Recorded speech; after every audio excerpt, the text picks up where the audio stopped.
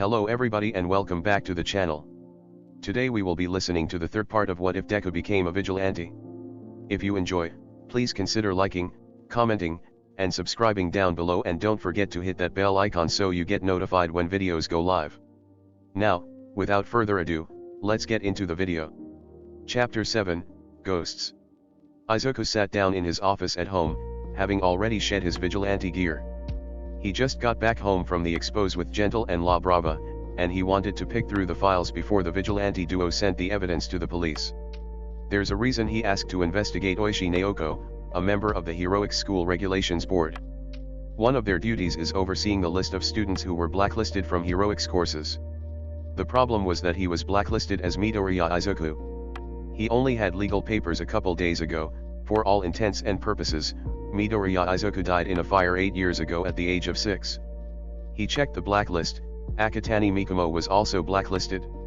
The only people alive who knew the name Midoriya Izuku were the Bakugos, who would never blacklist him, and all for one. The man he called sensei for 5 years, the one who had tortured and abused him to forge him into the perfect Nomu to be the other right hand to Shigaraki. The creator of the League of Villains. The man who turned him into a monster. Anyways, there's a mole in the HPSC for the League of Villains. The real question is who, and how many. He schemed through the documents, looking for a few key phrases he remembered. A good stack of the papers were ledgers for drug dealings, but there were a few letters in the back that were of interest. The most important one though was the one with his name on it. Dear Oishi Naoko, I have a message from our master. One of his work in progress nomas escaped, apparently a very important one. He was supposed to be the other advanced Nomu to be Shigaraki's right hand, but he escaped. He's still intelligent and aware, and had dreams of being a hero. His name needs to be blacklisted from all heroics courses. If they need a reason, tell them that he's related to a high-ranking villain. His name is Akatani Mikumo, but his old name was Midoriya Izuku. Master wants you to blacklist both names, as a precaution. In addition, he wants you to blacklist any other civilian names he tries to use if he slips past you. If you find him, don't kill him. He may have burned down the old compound and killed a good amount of thugs, but he's still useful. He has 3 quirks, a minor physical enhancement quirk, an elemental resistance quirk, and a quirk that allows him to summon a shadow cloak around him. He's trained by Sensei, so don't underestimate him. I've included a picture so you know what he looks like. Don't disappoint. To the next reign of evil. Sincerely. Deku Nizumano, Vice President of the Hero Public Safety Commission. Well, shit. There is more than one mole. And one of them is the goddamn Vice President of the HPSC. Which means there could be who knows how many other moles, connected to different parts of the underground. At least they didn't know he was using his civilian name. Until now. He was so fucked. Izuku turned the letter, looking at the last picture of himself. His hair appeared to be a darker green than it really is, covered in dirt and grime, and the bags under his eyes were somehow deeper than they were now. There were fresh bruises and cuts on him, and he wore the familiar gray sleeveless suit that they put him in for training. He could see that his eyes were filled with a cold fire, burning fury instead of the hope that he saw in Aries' eyes. Izuku sighed, pulling himself out of the dredges of past memories. He took a picture of the letter, leaving the others in with the rest of the files. They didn't mention or incriminate him. He pulled out a lighter, burning the letter and then the picture. Arson was always therapeutic. He tucked the files back into their folder, shooting off a quick text to Gentle and La Brava that he was done with them and that he would drop them off tomorrow. They replied that it was fine, they were still editing the video anyways. He opened up one of the drawers, pulling out the false bottom and slipping the folder in. It lay there with other folders of damning evidence against both the Shihasakai and the League of Villains. There were even a couple of folders that explained how to make and use the suppressants they made out of Aries' blood. He has some of the suppressants too, but they're in a different drawer. He shut everything off, making his way to their bedroom and opening the door. Thankfully tomorrow was a Saturday, so he could hopefully get some sleep, not good sleep, never good sleep, before he had to face tomorrow. Dredging into the past was never good for his mental state. Eri was still asleep, clutching the stuffed bunny to her chest. Her face was peaceful, and she looked like an angel, her hair spread around her like a halo illuminated in the moonlight. Izuku smiled softly, closing the door and wiggling into bed. He gently pulled Eri to her chest, letting himself be soothed by the aura of her quirk and the beating of her heart. The tension and adrenaline melted out of his body, and he closed his eyes, drifting off to the steady rhythm that reminded him that his sister was still alive. Blood. Fire. Smoke. Burning. Scars. Blood. His hands were covered in blood. Pain. He ached. Lights. Floating around him. A human heart in his hand. A bird mask on the floor covered in blood. A vice around his throat. A voice in his head screaming, "Take it, take it, take it, take it," to the beat of his pounding heart. His mother's screams. Sensei's shouting. Shigeriki's cackles as he dragged his hand across his skin and left trails of blood. Eri crying. Blood on his hands. Dripping out of his mouth. Snake venom. Like the lies he tells. Monster. Villain. Murderer. Quirkless. Worthless. Freak. Thief. Liar. Monster. Liar. Monster. Liar. Monster. Shigaraki loomed over him, and he scrambled backwards, one arm up to try and save himself. Izuku shot up, sweat covering his skin as he threw the blanket off of him. There was blood everywhere and it was dark and he couldn't see, and Eri wasn't safe. Where was Eri? Izunaya-kan. His entire world narrowed, and he swiveled looking for his little sister. She was kneeling on the bed, a scared look on her face, one hand out in front of her. "Eri," he breathed, then darted over, pulling his sister into a hug. He gathered her up in his arms, nuzzling into her hair, letting her heartbeat and the aura of her quirk ground him, reminding him that she's alive and here and safe. On instinct he pulled it towards him, mind still running half on fear as his brain jumped through hoops to keep her safe, keep her safe, keep her safe. Eri returned the hug, fingers digging into the ratty tee he wore. He could feel his face getting wet, knew that he was crying on her, but he could feel a wet spot on his tee right above his heart, so he figured it was okay, for just a little bit, to let it out. Just a little bit. He let himself settle, the buzzing and urge from his brain slowly fading as the dream melted away. He started running his fingers through her hair, feeling both of them relax bit by bit. Eventually, they had both cried themselves out, so he brought the two of them onto the bed and back under the blankets. Izuku leaned on the headboard and Eri was in his lap. "Are you okay, little sunshine?" His voice was a little shaky, from everything. "Are you okay?" she asked, sending a little jolt of shock through him. Her eyes watered and her lip wobbled as she continued to talk. "You were tossing and turning, and you were crying, and you were saying things I couldn't understand, and then I touched you to try to wake you up and it made it worse and I dash." His heart sank as he understood that he caused this. He was weak and scared. "Eri. I'm okay now," he whispered, pulling her back into a hug. "It was just a bad dream, but I'm okay now, because you woke me up." She sniffled, wiping her eyes away. "Do you want to talk about it?" He smiled a little as he understood what she was doing. He was so proud of her, and how smart she is. "It involved a lot of fire," he said simply, continuing to run his hands through her hair.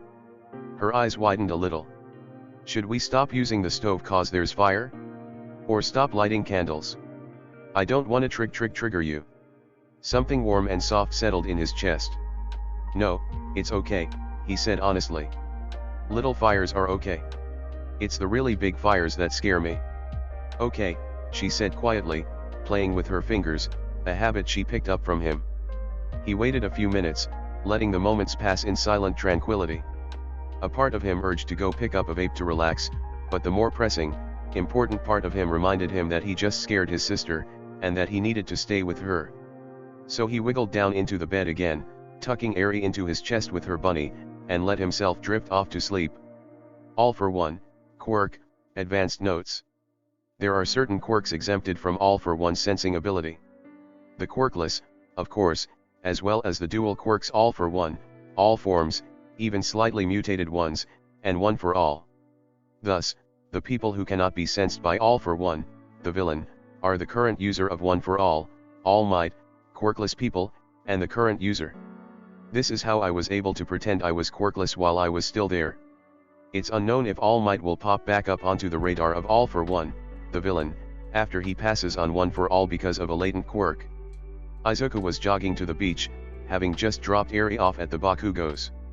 He loved his little sister, and thus wanted her away when he got one for all. Just in case it does take off all of his limbs. There were lingering doubts in his mind still. All for one and one for all were enemy quirks, so how would they react to each other? Would he simply explode? Would his body be torn apart because they were fighting each other? Would they instead merge, creating an even more powerful quirk? That wasn't even mentioning the original problems with simply having a powerful quirk in a small body. He breathed, grounding himself by running, the thump of his bag on his side pulling him out of his head. He was just treating it like a science experiment, the same experiments that made his support gear as Kitsune. He had a quirk training notebook, a blank one that was a gift from Yagi when he found out that he enjoyed quirk analysis. The title and contents were encoded, of course, the process of writing out his thoughts in code second nature by now. That led to some awkward situations where he wrote down a new address to try dinner at for Yagi and accidentally wrote it in code. Thankfully the man just laughed it off. Just treat it like how he trained Eri. He could do that. He'll be fine. He came up to the beach, smiling when he saw the waves hitting the clear sands. It was beautiful now that it was clean, and he knew this place was going to be a tourist hotspot in a few months. The people around here deserved it, they lived in poverty for far too long. Taking a moment to soak in the tranquility, he adjusted his bag on his shoulder and started down the beach. He saw the two men standing on the beach together, in the same tranquility, Small Might and Gran Torino. Yagi-san. Izuku called out, running forwards with a wave. His mentor beamed, and Gran Torino chuckled next to him. Young Midoriya. Yagi called back, letting the 15-year-old catch his breath. To help training go smoother, I brought my old homeroom teacher to help. This is Dash. Gran Torino. Izuku interrupted him, to the surprise of the two. Your quirk, Jet, allows you to be the fastest hero in the world. And you trained All Might when he was attending you. He flushed then, his rambling cutting off suddenly. Sorry if I got carried away. Gran Torino laughed, patting Yagi's arm. You really are a fanboy, he chuckled, which just made Izuku go even more red. I enjoy your enthusiasm. When I'm not in costume, I'm Torino Sarahiko. Toshinori's told me a lot about you. Izuku bowed, almost smacking himself in the face with his own bag. Thank you for helping to train me, Torino-sensei. It's an honor. He yelped as a cane met the back of his head, standing up and rubbing the growing bruise. Just Torino, kid. I'm too old to care about those sorts of things. Izuku simply raised an eyebrow. Wouldn't you care about those sorts of things because you're old? Torino laughed, thumping his cane on the ground. I like this kid, he said. A real spitfire. I see Nana in him. Yagi smiled. You're right. It's why I chose him, he's got her spirit. And yours too, Torino smacked Yagi with his cane. Recklessly charging in to save a kid who needed it. Izuku sniffled, wiping his tears from where they threatened to fall. Thanks. Of course, my boy, Yagi strode over and ruffled his hair. Although I am curious, where is young Eri? Ah yes, the little sunshine, Torino nodded sagely. I would like to meet the genius who came up with Small Might. Izuku chuckled. Well, that was me, but I kept using it because Eri liked it. I dropped her off at Kiken's house beforehand, because I didn't want her watching in case something went wrong. You filled out quite a bit, Yagi said. It's unlikely that your limbs are going to explode off of your body. Izuku shrugged. Unlikely is still a chance. Besides, it's less of a logical thing and more of a big brother thing. Speaking of things, Torino thumped his cane on the ground. Toshinori, give the boy one for all so we can practice before the sun sets. Oh, right. Yagi cleared his throat, then in a puff of smoke, he was in his buff All Might form. He plucked a piece of hair off of his head. My boy, eat this. What? Izuku asked dumbly. One for all is transferred through DNA, and this is the least disgusting way. It then occurred to Izuku that this was indeed the least disgusting way, and that he lived with a 5-year-old, and this was not the most disgusting thing he's had to do. He took the strand of hair, muttered to himself, this is not the most disgusting thing you've had to, Izuku, it's fine, and then ate it. It took a few moments, but then he felt a warmth settle into his chest. Unlike the freezing cold of All for One that demanded quirks to fill its void, One for All was a warm hearth that spread its light into the void. The quirk was a roaring flame, currently contained but ready to burn at a moment's notice, including himself. The raw power electrified him, sending shivers down his skin. He could also feel quirks bundled within One for All. He decided that was a mystery for another day. One for All settled into his body like it belonged there, like his body was missing something for his whole life. It complemented All for One extremely well. It was more than fine, it was amazing. "Kami," Izuku muttered, his eyes wide as one hand gravitated to his chest. "This feels amazing." The two men grinned. "How does it feel?" Yagi asked, back as small might. Like something that was missing is finally there," Izuku said. "It's like a fire, but right now it's pleasantly warm, but at any moment could start burning me if I stoked it. It's powerful." Gran Torino looked him up and down. "So you're going to be a Nana rather than a Toshinori," he said, as if that wasn't confusing. "Which means your training is going to be different than Toshinori's." His eyes lit up at the mention of training. "Oh." Izuku pulled out his notebook and pen. "Let me write some things down first." "I dedicated this notebook to One for All and its training." Torino raised an eyebrow at the cover of the notebook.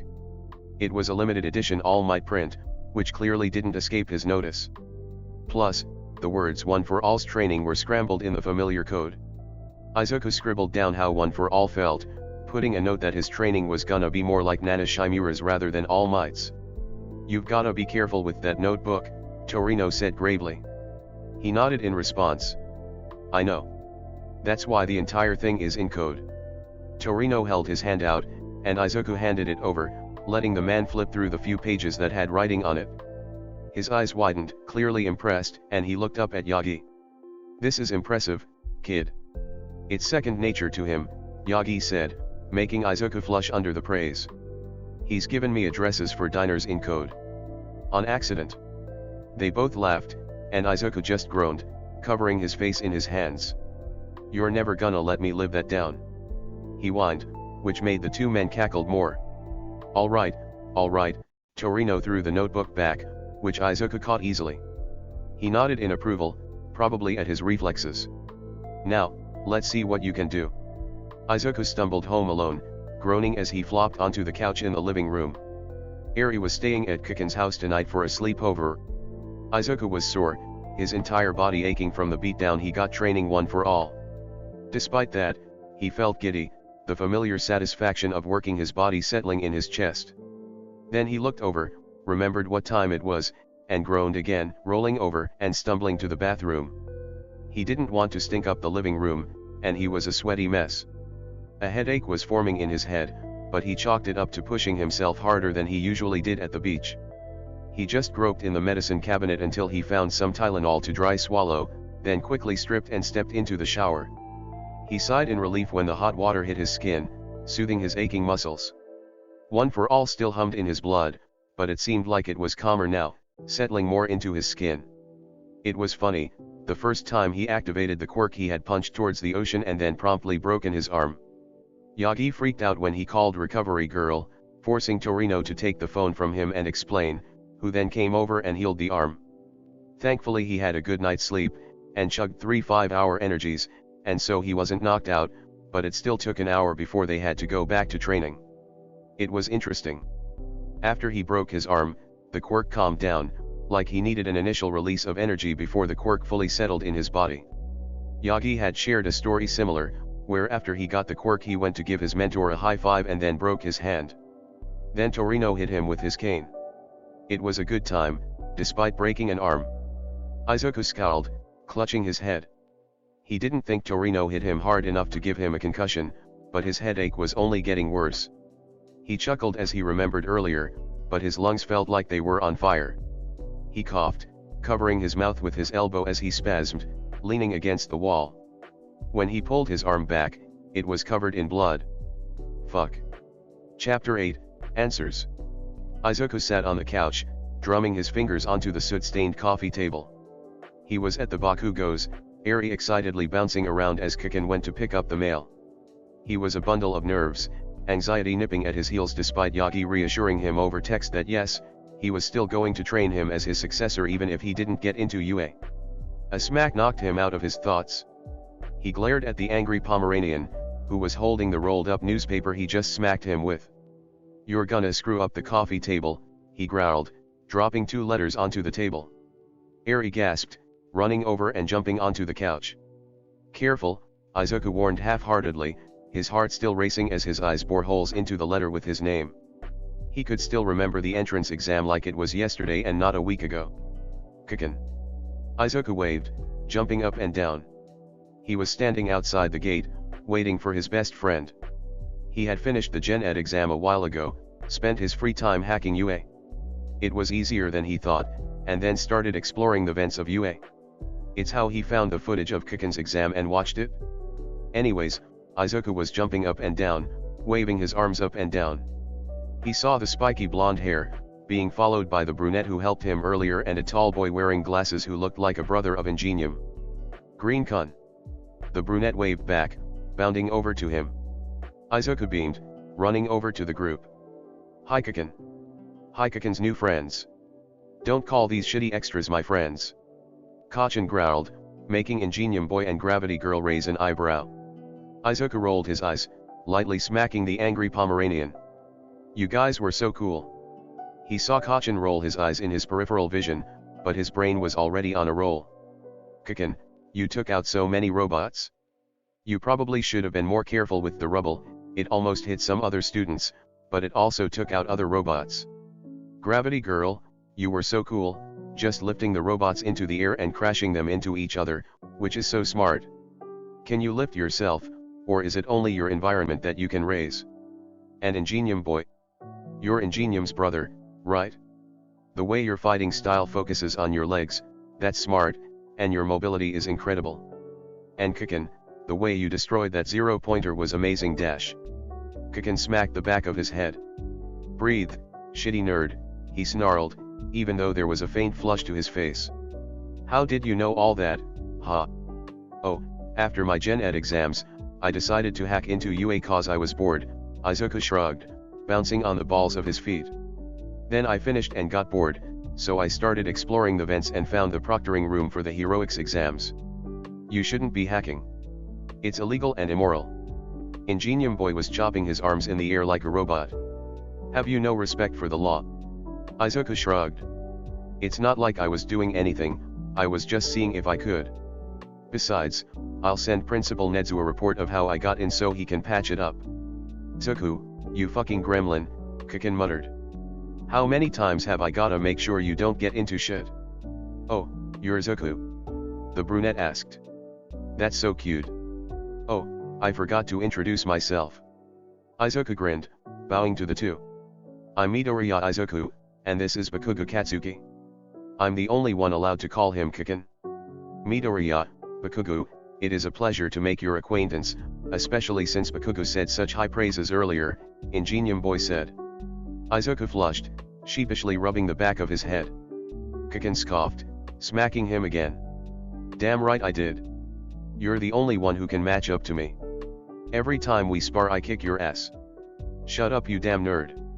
Izuku rolled his eyes, turning back to the other two. "What did Kikin say about me?" "Oh, it was so sweet." Gravity girl smiled despite Kikin's sputtering. "When he saved me and I thanked him, he said that he did it because it's something Zuko would do, and how Zuko would be disappointed if I got crushed and he didn't do anything, and how he needs to take care of Zuko because you would forget to take care of yourself." "Aw, you do care," Izuku cooed, glomping onto Kikin. The spiky blonde seemed to seethe, but it was really just for show. "The unicorn would be sad if you died," he grumbled, crossing his arms. "Who's the unicorn?" the brunette asked. "My little sister," Izuku smiled, pulling out his phone and opening up a picture. Eri was sitting in Izuku's lap, and they were sitting in front of the Bakuga's piano. Izuku was wearing his best jacket, this time wearing a pair of ratty jeans and a tee that says Music Man. Eri's hair was dyed green like his, a sun hat covering her horn as she wore a dark pink pinafore that Auntie Mitsuki gave her. She insisted on getting Eri a bunch of clothes because Izuku's fashion sense was fucking awful. How was he and Inko related? "She's adorable." Gravity girl cooed, and Ingenium boy nodded in agreement. "Oi, nerd," Kikin smacked him. "We've got to go to the station before the old hag yells at us for being late." Oh, I gotta take the train too. Gravity Girl said. We can go together. I'm also headed that way, and I would quite enjoy going with you all. Ingenium Boy added on with enthusiastic arm chops. Of course, Izuku trailed off, as Kaken started literally dragging him off. The two followed them though, appreciating their antics. How rude, we never told you our names. Arm chopping boy exclaimed, arm chopping, and all. I am Itza Tinya. Yurika Okako. Gravity Girl said, bouncing after them. Izuku beamed, and Kaken scoffed. Their conversation continued like that the whole way to the train station, Izuku being a sunshine boy and Kaken trying to keep him in check while maintaining his reputation while Yurika and Itza interjected. When the two of them left to head back to Kaken's house, their phones were 2 numbers heavier. Izuku got smacked in the back of the head again. Open your darn letter, nerd, Kaken growled from right next to him on the couch. You open it first, Izuku shot back. No you. No you. No you dash. I'll open it. Eri bounded forwards, snatching Kaken's letter. She ripped the envelope open, a disc falling onto the coffee table. They all started as a hologram projected from the disc. I am here, as a projection. All Might boomed with a laugh. Bakugo Katsuki, on the written exam you got 96%, and on the practical exam you got 77 points, which alone would have gotten you into UA. However, points were not our only metric for your success. The hologram played a clip of the entrance exam, where Kaken had destroyed the 0-pointer and helped Yurika up.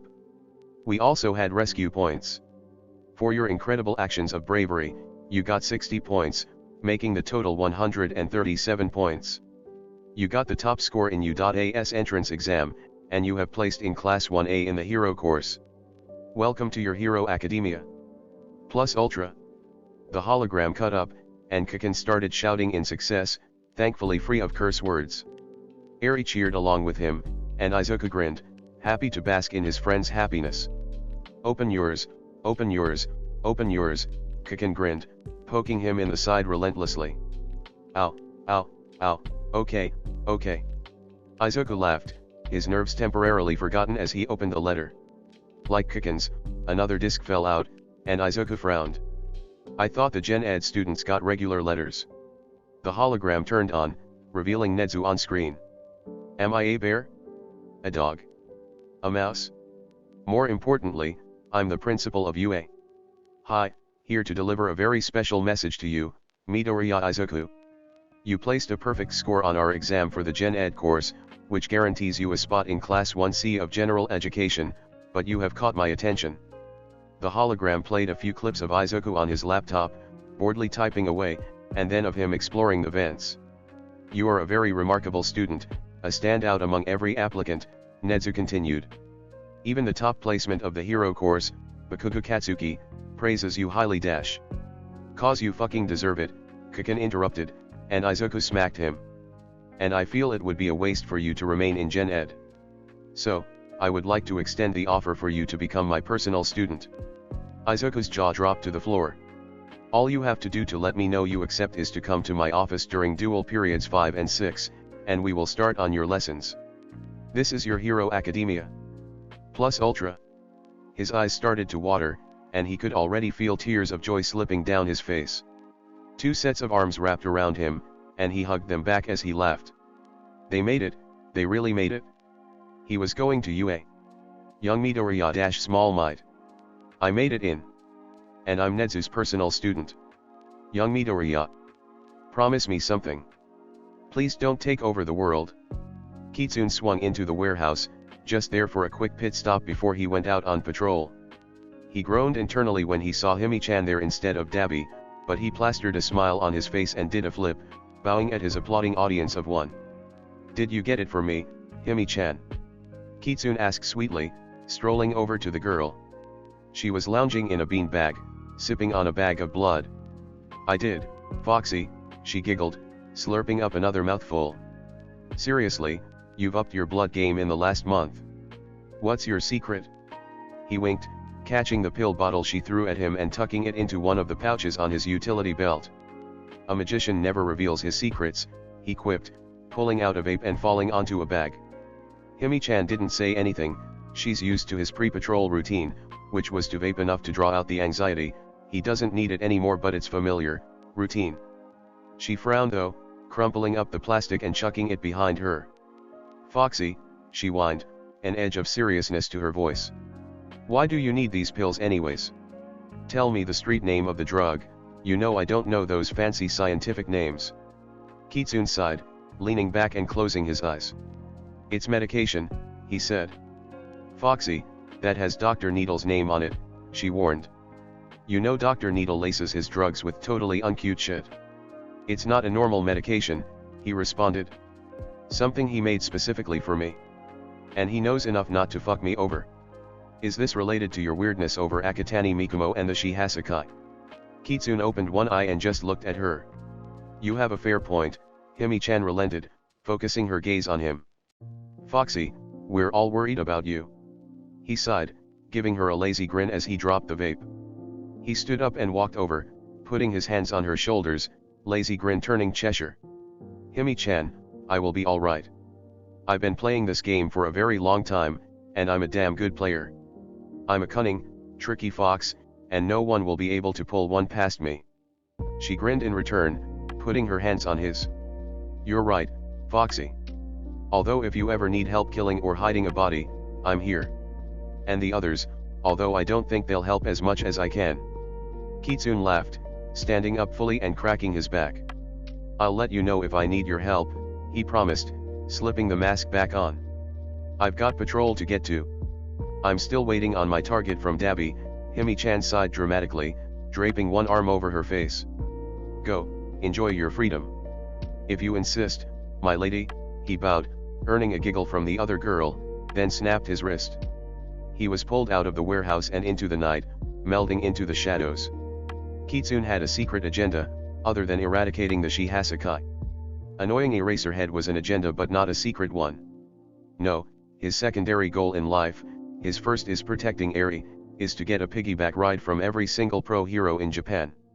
He's already crossed Eraserhead off the list, he's gotten multiple piggyback rides from the pro hero over the course of his career. But that's one pro hero out of a lot. He needs to step up his game. And who else to start with than Hawks, number 12 hero? He had some things to tell him anyways. Like the Hobo Caterpillar says, it's free real estate. Friendos 3, 11:28 p.m. God's Mistake, Kitsune, Eraserdad, Eraserhead, Tsuki-kun, Detective Tsukachi, and McChicken, Hawks, are all online. God's Mistake, EY Yomachik. God's Mistake, you down to get me some KFC? God's Mistake, I gotta talk to you. Eraserdad, kid WTF are you doing? Tsuki-kun, what do you need to talk to Hawks about kid? God's Mistake, important things. God's Mistake, DW Tsuki-kun, I'll send you the important bits in an email TMRW. McChicken, which KFC? God's Mistake, Hare's Way and 83rd? McChicken, Amua. Tsuki-kun, no one ever listens to me. Eraserdad, now you understand how I feel. Kitsune giggled, pocketing his phone as he heard wing beats. He stood up as the winged hero landed next to him on the KFC rooftop, and he spun to face him. You come here often? He quipped, leaning back and relaxing his posture. Hawks rolled his eyes. Alright kid, what ya want? He asked.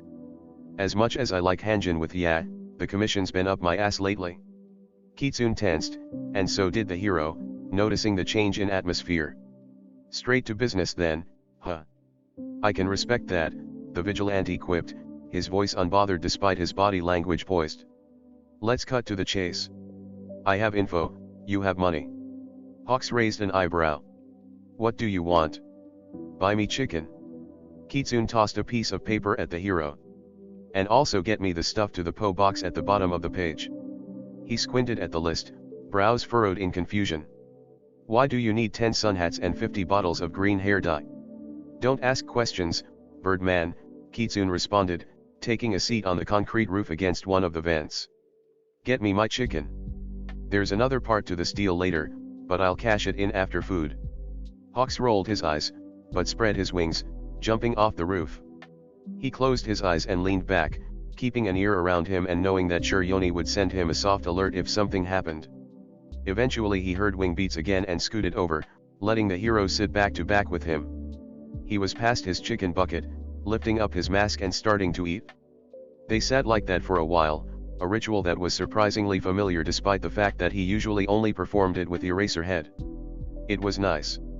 "Alright, what's your info?" Hawks asked. "How much do you know about the League of Villains?"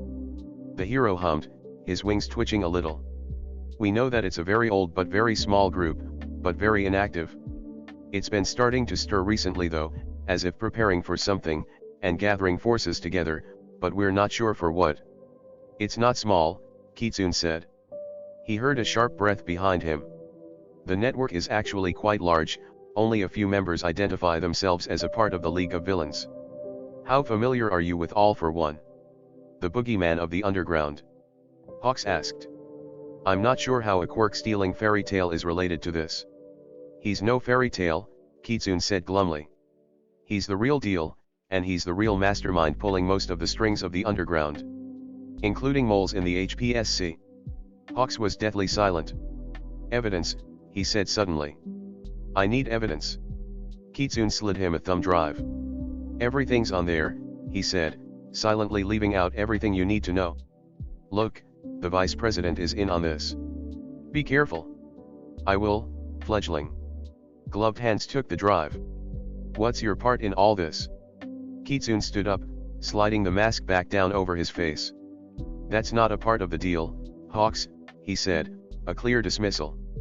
The hero got it, and he nodded back. "So, you said there was another part to it?"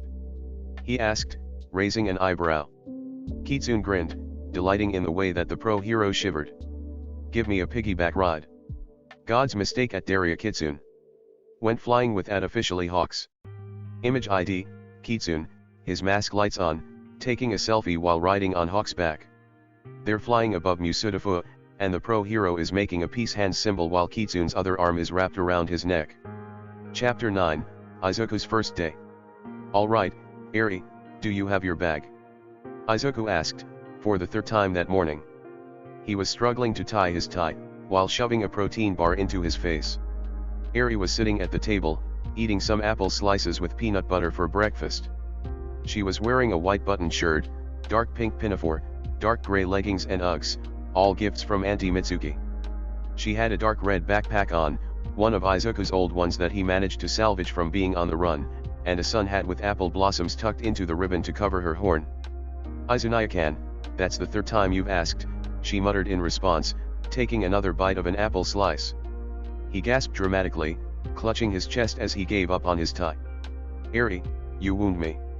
He slid his bright yellow backpack onto his shoulders, slipping on his red high tops. "Are you missing anything?" "Izunaya-kan, I've got everything, I promise," she responded, getting up and putting her plate into the dishwasher.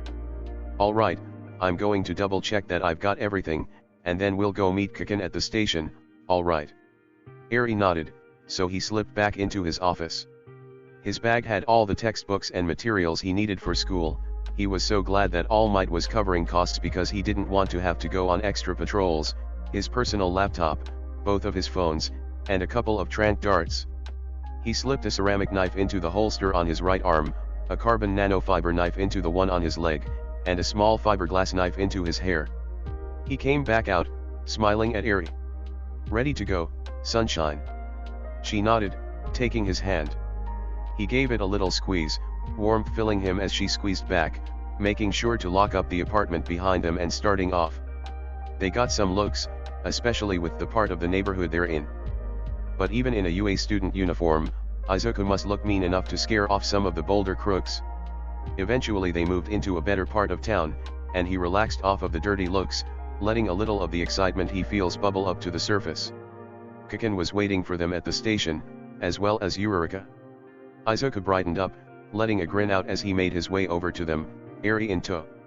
Kaken rolled his eyes and shielded them while Eureka beamed in return. "You're late, she nerd," Kaken smacked him. "The train's coming soon." "I needed to make sure we didn't forget anything," Izuku pouted, then looked away as he felt Eri tug on his uniform leg. "Eureka, this is Eri." "Eri, This is Eureka, the nice girl who helped me at the exams. Eri looked up at the brunette, adjusting the brim of her hat. You're Izunaya-kan's new friend. Eureka nodded in response, holding something in. Can we be friends too? Ah, of course, Eri. She cooed. I'd love to be your friend.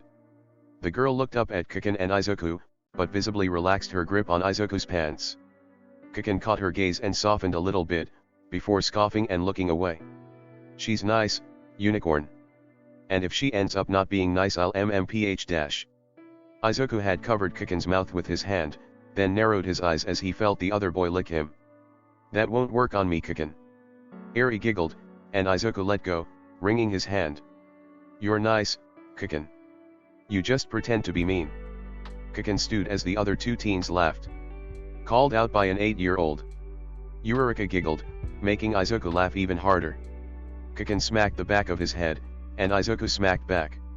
Hey, Eureka was laughing too. I'm not gonna smack someone I barely know, Zuku. That certainly stopped you from biting Tsubasa. I was young. That was 2 weeks ago. Guys. Our train. Both their heads snapped up. Kiken snatched Eri up, running after Eureka, who was running after their train. They did catch it, but just barely. Izuku waved to Kiken and Eureka as they split off, making their way to the hero course wing. Izuku and Eri made their way to the teacher's lounge, and he squeezed her hand. She squeezed back, as she relaxed a little. There weren't very many students around, but he could tell that Eri was still nervous. They entered the lounge, and there were a few teachers milling around. Izuku could only really see Yagi, Snipe, and 13 at their seats. 13 looked up, and got up from her seat, making her way over to them. Ah, you must be Midoriya Izuku and Midoriya Eri. I've been informed of your situation. Yes, we are, Izuku bowed, and after a moment Eri copied him. It's a pleasure to meet you, 13-san. Her eyes moved as though she was smiling under the mask. Kurana Sorano, she said. If I'm going to be teaching your sister, you should know my name. Thank you, Kurana-sensei. He turned to Eri, putting his hands on her shoulders. What do you think, little sunshine? Her head tilted thoughtfully, and she looked back up at the hero. Izunaya-kan talks about you, she said, to the growing mortification of her brother. He says you're a rescue hero, and that you focus on saving people. He really likes you. Eri, Izuku whined, hiding his red face behind his hands. The 8-year-old bowed next to him, letting go of his hand. I would really like to learn from you, Kurana-sensei.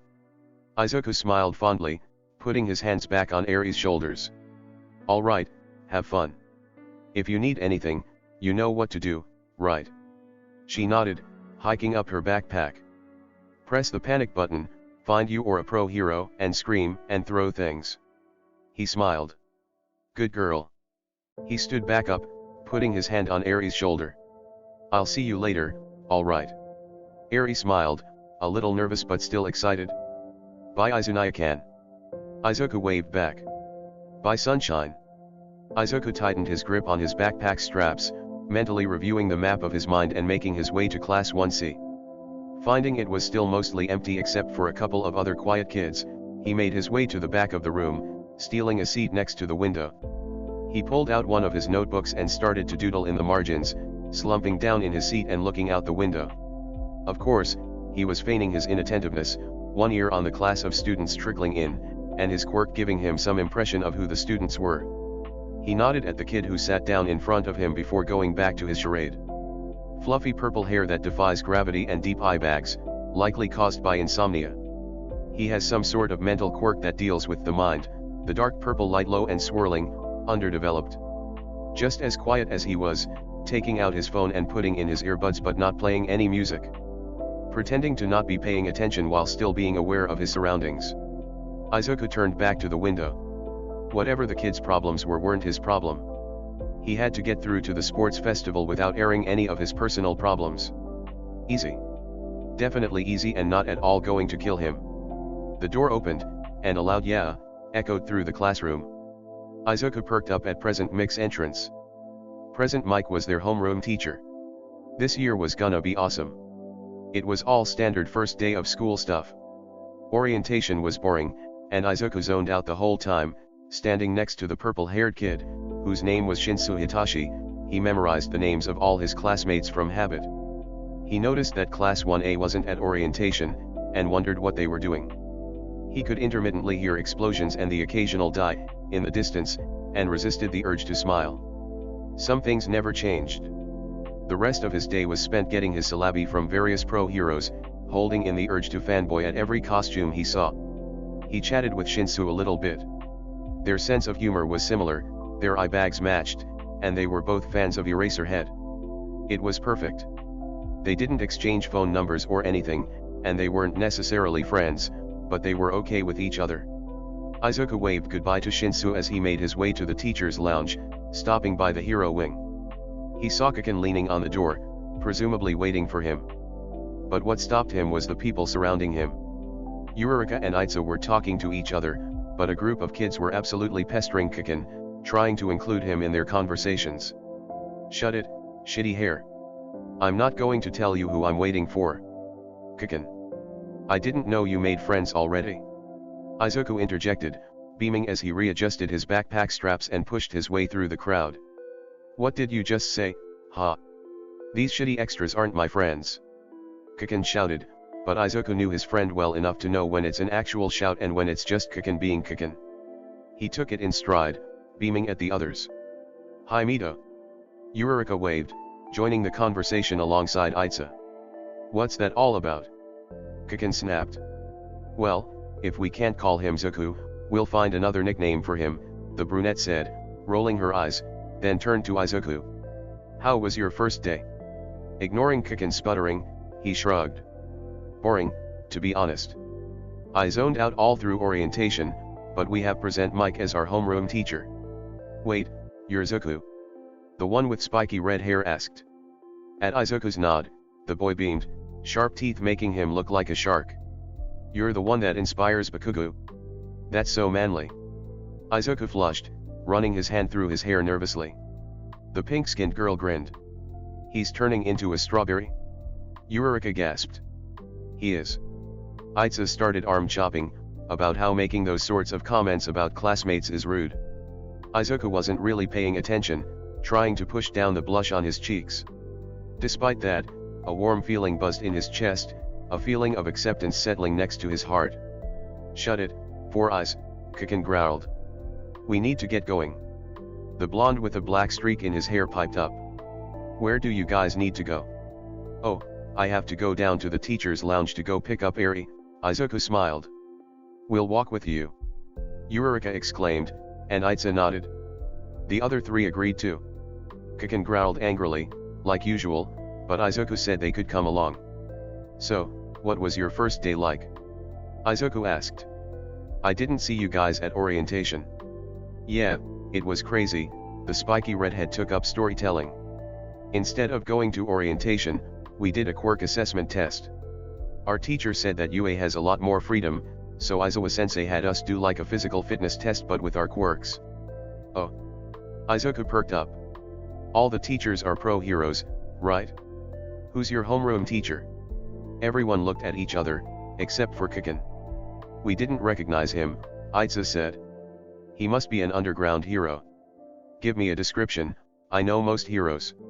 He ignored the damn nerd that Kiken muttered under his breath.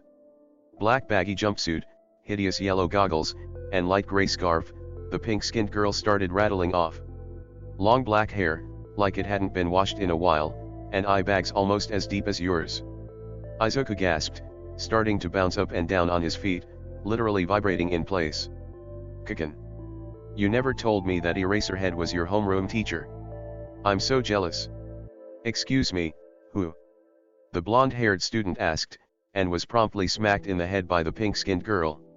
"He's an underground hero, one of the shitty nerd's favorites," Kiken grumbled, smacking Izuku, who was still bouncing around as they made their way through UA. "You're a fan of the underground heroes?" Yurika asked curiously. "Absolutely." Izuku was practically pinballing off the walls, and okay, maybe he overdid the coffee this morning, but it was worth it. They go far out of their way to actively avoid the vultures, and spend their time really being on the ground and protecting civilians.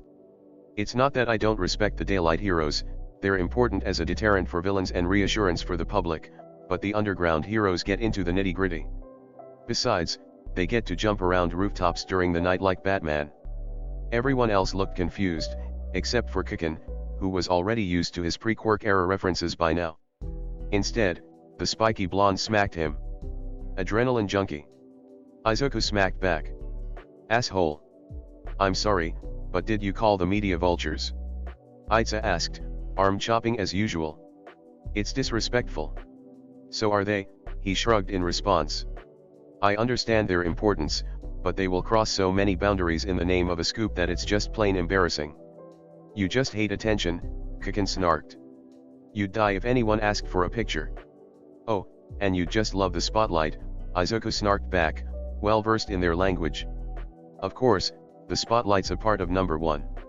Kikin shouted, letting off a few explosions in the palms of his hands. He could tell some of the others were nervous, but he knew that was just Kikin releasing some energy. You'll have to get used to it. Izuku rolled his eyes, continuing to bounce along the hallways. Please, you'll just handle the vultures in the daylight and I'll be underground covering for your ass. It's a perfect balance. You act like you guys are gonna be a hero duo together. The spiky redhead said with a grin. That's so manly. Kikin scoffed. TCH, we promised Eri that we'd be the wonder duo together, and I don't back down from a challenge. Izuku rolled his eyes, smacking him on the head. You act like spending time with me is a chore. Kikin smacked him back. Because you're stupid. So are you. It was only years of trained reflexes that allowed him to avoid the metal door that flew off its hinges, tackling Kikin alongside him. Smoke billowed from the workshop, and he noted that the door appeared to say 1H. He coughed, opening one eye to scan his surroundings as his body unconsciously tensed, moving in front of the group of students who had followed him. How did you manage to blow up pipe cleaners? He raised an eyebrow as the smoke cleared. Power Loader was losing his mind, pulling out his hair through his costume. One student with pink curls was standing in the middle of the class, laughing maniacally. As the students behind him started shouting their complaints about almost being hit with a heavy metal door, Izuku grinned in return. He has found a kindred spirit. Oh, you. The mad inventor turned their attention towards them, pointing at Kikin. You're the kid who ordered those grenade gauntlets. Kikin, right. The spiky blonde spun towards Izuku, shooting him a nasty-looking glare. How does she know that, huh? The pink-haired girl tore one of the blueprints off of a board on the wall. Sure enough, Izuku could see his own concept sketch staring him back in the face, including the 4 Kikin he put in the corner next to a little heart, and suddenly he wanted the ground to swallow him. Izuku, you dumbass. He shouted, smacking him. I'm convinced you don't even remember my actual name at this point. Izuku smacked him back. You don't either. The mad genius got literal stars in her eyes, bouncing over to Izuku. You're the one who designed this baby? She asked incredulously, holding up the blueprints. He grinned in response. That's me. Do you have any more babies? Of course I do. The girl stuck her hand out, still covered in soot, but Izuku didn't care as he took it. Hatsum Mei, future CEO of Hatsum Inc. and your new business partner. Midoriya Izuku, future hero. I look forward to working with you. The two of them laughed maniacally, and if he looked, Izuku was pretty sure he'd find his friend's horrified expressions behind him. Oh dear God, there's 2 of them, Power Loader muttered, and if he had one, he would have given the poor man a vape. Oh, we didn't introduce ourselves, I totally forgot. The pink-skinned girl said. That's Kiri's Hima Ajaru, that's Kaminari Denki, and I'm Ashido Mina. Itza bowed, arm chopping as usual. I am Itza Tinya, and this is Yurarika Okako and Bakuga Katsuki. Hatsum's eyes widened. Are you all volunteering to be my helpers? Kikin bristled at that. And why can't we all be business partners, huh? Broccoli-kun has the brain to match with me, she responded easily, looping her arm over his shoulders, and now Izuku could see their terrified expressions as they both vibrated in excitement. Besides, I only need one business partner. I need more helpers. We should all exchange phone numbers to keep in contact, Izuku piped up, whipping out his personal phone and an apple as everyone did a double take. Kami, we're all going to die, Kikin groaned, and Izuku smacked him. Kikin smacked him back, and then it was on. This song and dance was familiar to both of them. Many times while they were hanging out, they would have an impromptu spar. Honestly, Izuku was mostly surprised that he held off this long, as he aimed a jab at Kiken's throat. Kiken deflected it, running into the boy and tackling him, pinning him down. Izuku managed to break his hold and roll them over, but he used too much momentum, and Kiken had him down on his stomach and in a choke hold. Izu-nii. Kiken. Izuku brightened up, looking up at his sister in the doorway, as well as a rather concerned 13. Eri. How was your day? His sister giggled while walking over. He felt Kiken's hold slack, so he elbowed him in the stomach and shook him off, dusting himself off and picking her up, easily placing her on his hip. What was that? 13 asked. Eri looked back at her teacher. Oh, they're just like that. Kiken looked back at Izuku. By the way, I won. I'm in the lead now. Izuku just kicked him in the shin. Itza looked like he was about to have a heart attack, but Eureka spoke up first. Eri, are they always like that? Always arguing and fighting? The little girl nodded seriously, adjusting the hat on her head. It's their language. Izuku also nodded seriously, mimicking her sister, who giggled next to him.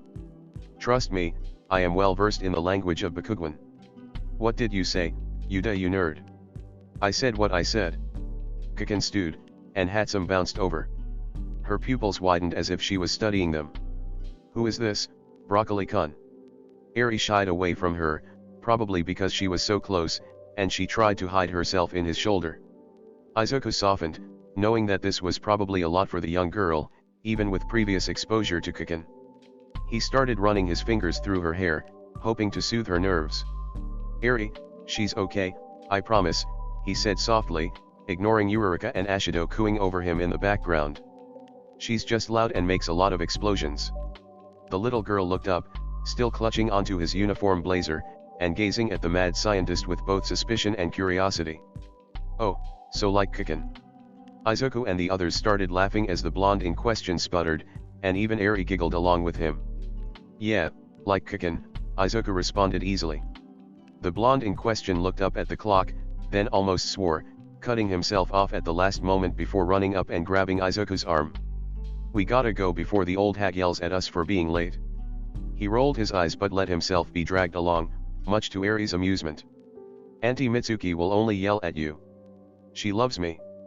The pack of students they've collected from 1A's door followed them along, and he could swear that Ashido had a bucket of popcorn. Where are you both heading? Itza asked, arm chopping. We could accompany you both. No way. Kiken shouted immediately, but Izuku turned to Eri. What do you think, little sunshine? He asked gently. He knew meeting more people would be good for her, but he didn't want to overwhelm her. She nibbled at her bottom lip, an unfortunate habit she's picked up from him, then looked up at him. If you say they're okay, then they're okay. Izuku smiled, turning back to the group. Eri says it's okay.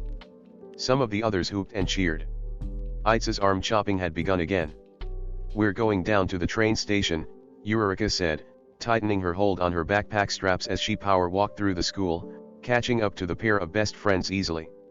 There were a few whines and groans, then Kaminari came up to them. I have to head down there too. He exclaimed cheerfully.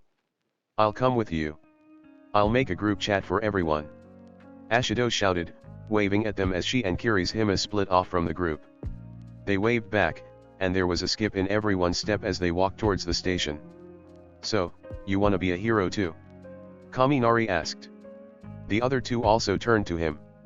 I was also wondering, Itza said. You took the Gen Ed exams, but I didn't see you at the practical. Oh, I would have taken the exam if I could, Izuku sighed, and Eri gave him a reassuring pat on the shoulder. But I'm blacklisted from any hero course in the country. But why? Eureka asked, clear confusion on her face. You're easily the smartest kid here, you managed to hack into U.A-wait, what? And you managed to sneak around in the vents without pros noticing you. You would make a great hero. He was sure his face was red by this point. Well, I'm related to a villain, so that's reason enough for the commission. Kiken smacked him suddenly. Very, very distantly related. It's complete horseshit. Izuku smacked him back. Watch your language. Aiza started arm chopping. I'm sure no matter who you're related to, you can still be an amazing hero. Izunaya-kan is a hero. Eri shouted, wrapping her arms around Izuku's head. He saved me. And he and Kiken will be the best heroes. He smiled, grateful for his sister as she shifted her so that her arm wasn't covering his eyes. Yurika tilted her head curiously. So, what's your plan then? You might be attending UA but you can't get a license unless you're actually in the hero course. Izuku grinned. I already planned for that. I'm going to transfer in through the sports festival. UA has a policy that any student who does well enough in the festival can transfer into heroics. But even a transfer can't get you around the fact that you're blacklisted, Aiza said, then paused. There must be something I'm missing. The sports festival is televised every year. I'm gonna use the vultures to my advantage. Oh, I get it. Kaminari piped up. Because the festival is televised, if you do well enough that you can transfer, they have to transfer you, because otherwise the media will be up in arms. The other hero students looked at him strangely, and he raised his hands. What? Just because my brain gets zapped every time I overuse my quirk doesn't mean I don't have one. Izuku gasped, and Kiken groaned while the other two looked excited. Eri squealed, clapping her hands and muttering under her breath, he's gonna do the thing. I'm assuming based on the way you spoke, your quirk has to do with electricity, he started rambling, and never stopped for breath. Do you produce electricity, or control electricity around you? If you produce electricity, where do you produce it in your body? How resistant is your body to the electricity you conduct? When you overuse your quirk, what's the effect on your brain? Is the electricity normal electricity, or can you conduct it through objects that wouldn't normally conduct electricity? What happens if you get struck by lightning? What's your max voltage? What dash? Izuku wheezed, finally taking deep breaths in. His rambling always does that to him. Yurika and Aiza were paying attention, and Bakugo was too, although he didn't look like it. Kaminari looked like he had run face first into a wall, while Yurika was puzzled and Aiza was processing it. Sorry, I tend to ramble dash. No, not at all. Kaminari started flipping his hands. It was really cool, even though I couldn't understand half of it. His face burned, turning red. It really is. Yurika jumped in. I knew you were smart, but it's really cool to see your mind at work, you know. It's really interesting, Aiza piped up. You're quite good at analysis. Oh, it's just a hobby of mine dash. Izuku dodged a tiny hand trying to poke his eye out. Bad Izunaya-kan, Eri frowned, trying to poke him again. This time he licked the tiny appendage, and she squealed, rubbing it off on his uniform blazer. They managed to talk all the way to the station, and he was lighter, a weight lifted off of his chest that he hadn't realized was there.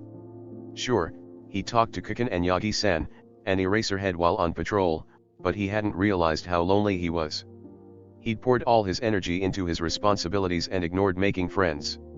Which yeah, as a teen who is raising a child and also poor and also a vigilante was a given, but it was still kinda sad.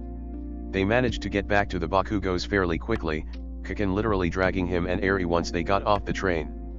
The family had insisted on having a celebratory dinner for their first day at UA. Izuku was pretty sure they were looking for an excuse to feed him and Eri, but food was food, so he'll take it. Izunaya-kan. Eri tugged on his sleeve. They were back at the apartment, and she was sitting in his lap while she watched TV. Izuku was on his laptop, scrolling through a few security cameras idly. Those people were really nice. The ones we met today. At her hesitant nod, he smiled. Yeah, they are. Can we see them again? Of course. Izuku pressed a gentle kiss to her hair, now undyed and free of the hat. Anything for you, little sunshine. Anything for you, Eri. Alright, that's where we'll leave off for the day. Thanks so much for listening along with me today. If you enjoyed, please like and comment down below. It really helps with the algorithms. I look forward to seeing you next time. Ciao for now, lovelies.